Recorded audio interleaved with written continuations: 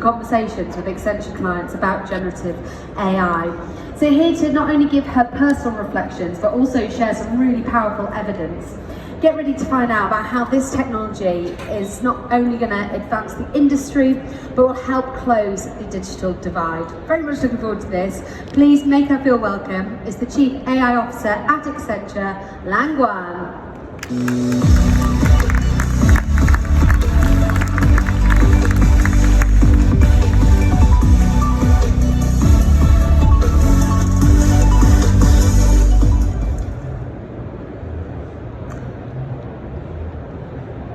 Hello everyone. Imagine a world where the boundary between human and machine intelligence not only blurs but merges, creating a new era of capability and opportunity.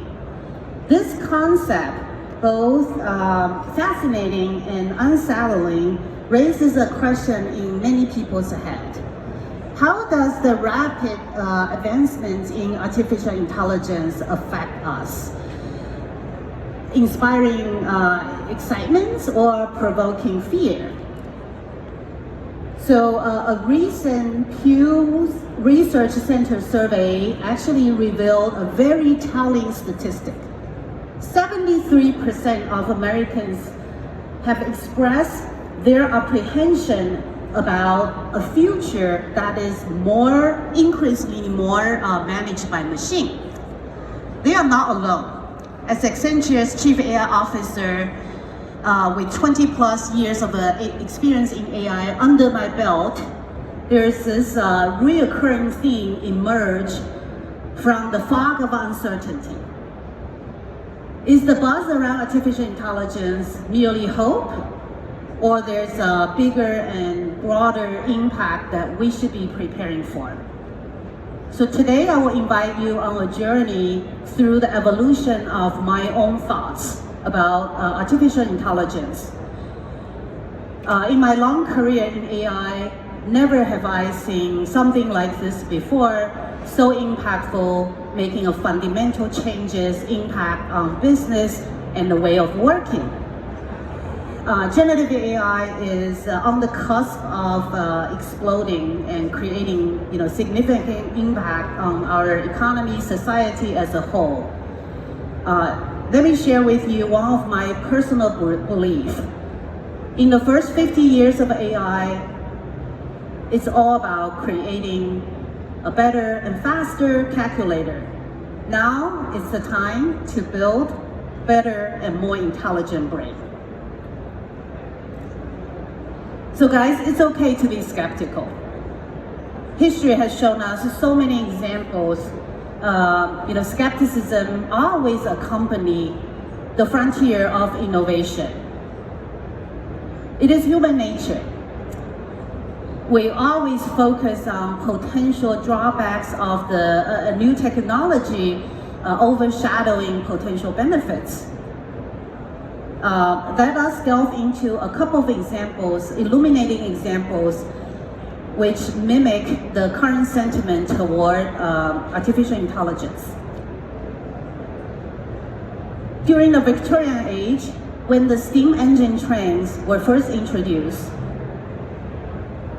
experts was fearful that this kind of a train at the unparalleled speed is going to cause dire consequence on mental health. A couple years ago, I visited Shanghai, China, and I took time to actually ride the maglev train around the airport. That is the fastest commercial train in the world with a peak speed at 435 kilometers per hour. And I was able to complete a trip, I think it was 31 kilometers around the airport within less than 7.5 minutes, and I was okay. Up to 1920s, electricity was considered as an extravagant luxury, not needed by regular household. Let me tell you, by 2050, it's projected that global electricity consumption is going to reach 70 terawatt hours per year. It's definitely not just something limited to the rich. And the last example, even at the earlier stage of the internet, there was just a lot of prediction about this is a temporary craze. It will actually decline by the mid 1990s. Again, in January 2024, there were close to 6 billion people on the planet are internet users, and that's about 70% of the global population. Remarkably, all this skepticism around the innovations have led to some kind of general purpose technology. They are the foundation pillars to make a huge impact in our society, our economy, and in fact our daily life, something that we cannot live without. So we're on the brink of AI revolution with generative AI. Let's learn from all these lessons. I think it's wise for all of us to be cautious, to be very thoughtful when we talk about Gen AI. But I also believe that there's ample opportunities for optimism. So what makes Gen AI unique? As a technologist driving enterprise reinvention from the forefront, I want to share a couple of examples, actually two key reasons why I believe that this is a paradigm shift. First, in the past, the AI was done by a small group of people. This is the first time that AI actually made sense to general public. Now everyone, everywhere can actually tap into this disruptive power of technology. In the past, AI, like I said, was done by a small group of people, just like these two scientists, right? Wearing white coats, very thick glasses, and working in a laboratory environment. And I was trying to be one of them. My first encounter with artificial intelligence actually dated back 30 years. I grew up in China, so at age 16, I built my first chatbot. The chatbot was actually used, it's a robot. The robot was used to teach rural kids in China English. In order to do that, my parents had to borrow money. They had to send me to this highly prestigious science camp with only two other kids in the country. And they almost went broke. But my parents' sacrifice really got me excited into the technology. And that's single reason why I decided to go to the United States to pursue my PhD degree there. Fast forward 30 years. This artist and creative coder, Michelle Guan, she is a lot luckier.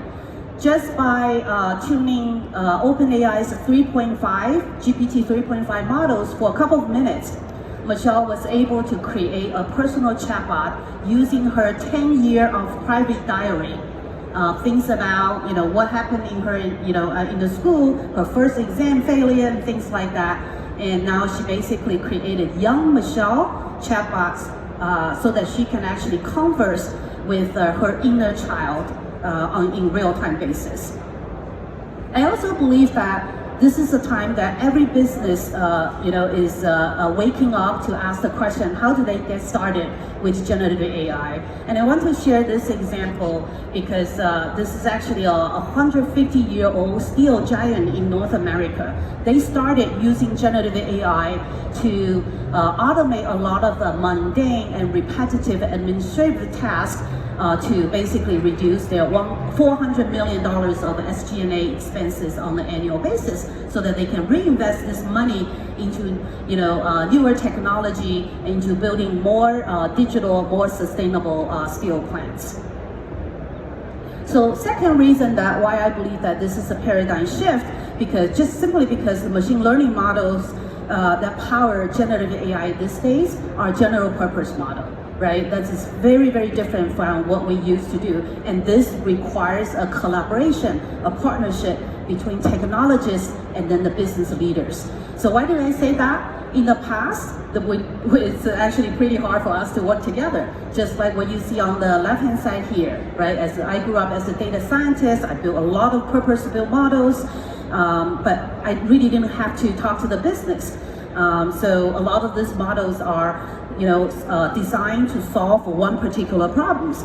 If you look at right-hand side, it's a completely different picture. right? So companies like OpenAI, Google, AWS, Anthropic, right? They decided to use a lot of publicly available data to train this giant model with billions of parameters, and using every single web page, every Wikipedia entry, every YouTube video, right? Just again, to train this general purpose model without actually thinking about what questions they're gonna ask. Does that remind you how child learns? But once this model is built, it can actually be adapted, customized for a lot of tasks, like summarizing a document, doing machine translation, and also creating Q&A chatbots. All these are the things that we do every day in modern enterprise. So the partnership between technology and business is so profound, right? Because this really means that now everybody can focus on things that they do the best. Someone like me, I can focus on building better AI. And my business partners can focus on doing very effective prompts to build some kind of prototyping a system for themselves. In the past, we hand things off, right? Now we actually hold hands together, right, to build more powerful and beautiful things one at a time. So I want to share a couple of examples, because in Accenture, we are not just being theoretical about AI. We actually are, doing a lot of these projects with our clients. I think we're talking about 4,000 client conversations so far, purely on Gen AI, and 800 different projects. What you're looking at on the screen here, this is actually, we are helping with a large sports media brand, basically creating AI news editor. So using AI to create news editorials for their long tail sports events, things like college women's lacrosse match, to improve the fan experience over time. And we're also working with a global travel and hospitality brand to push the boundaries of hyper-personalization for their private homes and villa business. As you see on the picture here, now with AI designer application made available to homeowners, they can easily create stunning property pictures, images with their personal tastes and preferences, just like this one that you're seeing on the screen, an oceanfront villa in Sorrento, Italy, with an infinity pool overlooking the Mediterranean Ocean, sea, and a wood-fired pizza oven. UK Department of Works and Pension, DWP, is UK's largest government agency. It's responsible for a lot of things like disability claims, child maintenance policy, pensions and things like that. The agency actually receive about 30 million mails from their 20 million customers every year. So what's fascinating is, in the past, it used to take them 2 to 3 months to get back to the citizen. Now, with the AI that we build for them, they are able to get back to the citizens, people who write the mails, within a day. AI can even create the first response of first draft of the response. So this, as you can imagine, significantly improve the citizen welfare and also improve the business productivity. So this is again a couple. In addition to the using AI to drive business impact, I also want to quickly share, a couple of examples how AI is also making fundamental changes, right? Impact on society. I think what I'm really excited is this new democratization of the AI, right, opens up immense opportunities for global collaboration. Including a couple things like food safety and population health, inclusion and diversity, things also like critical thinking, education. In the interest of time, I will only walking through this one. You may be wondering, why am I showing the picture of ice cream on the screen here? So a couple months ago, I visited Santiago, Chile, and something that caught my eye. And around the city, there's this posters really made me stop and think. The poster is, if we are what we eat, this is not what we want to be. I started thinking about how much ultra-processed food that each of us is eating every day. In fact, 70% of the US food supply is ultra-processed. And not to mention all the additives adding to the food, right, which is not really good for our health. But Chile comes to rescue. These food tech companies in Chile, and there are multiple of them, they basically use AI to shake things up.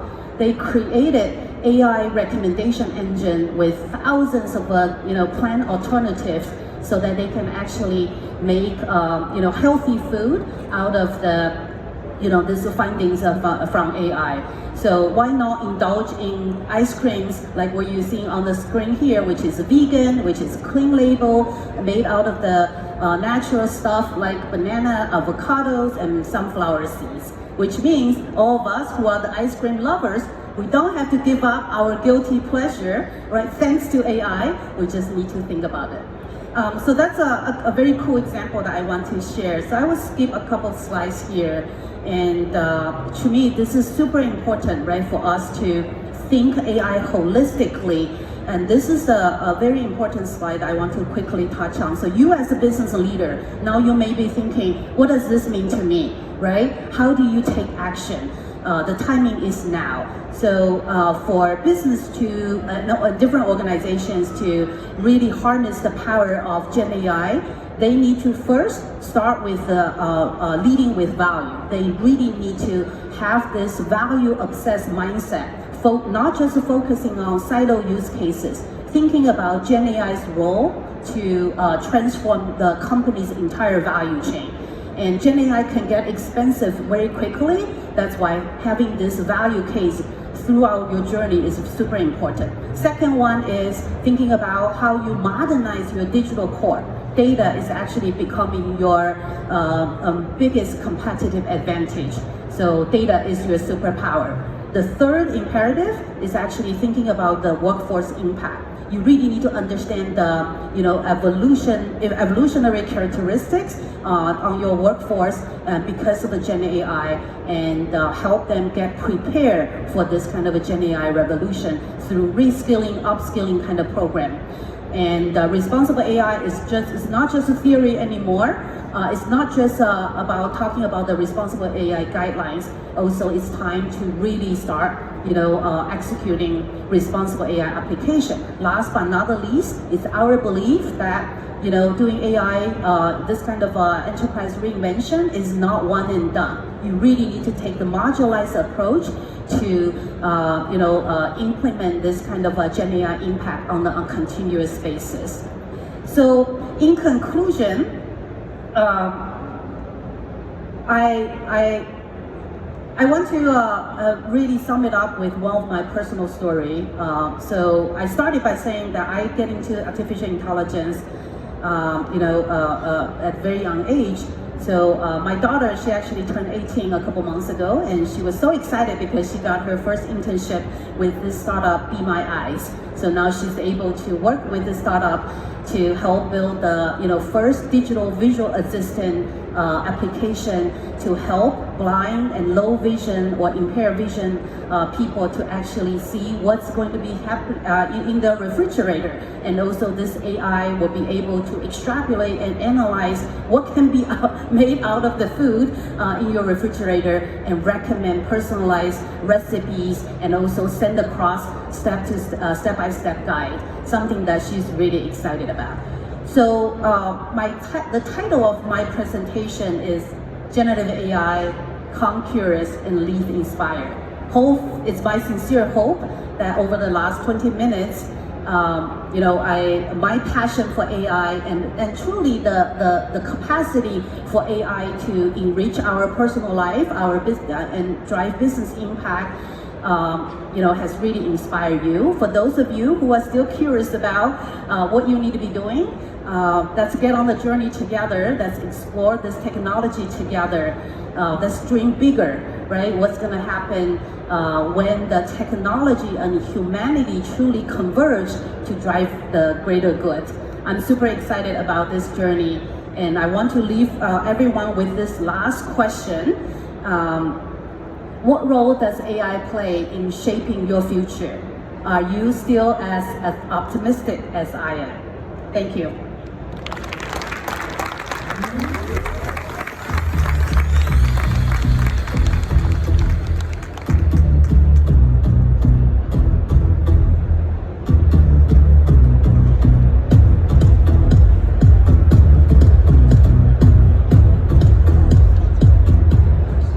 Well, thank you so much to Lan. Her passion really comes across, doesn't it? And some really great examples there of AI in action, and really framing it, how can we think about AI holistically, especially when it comes to the role generative AI will play when it comes to transforming the whole value chain in business. All right.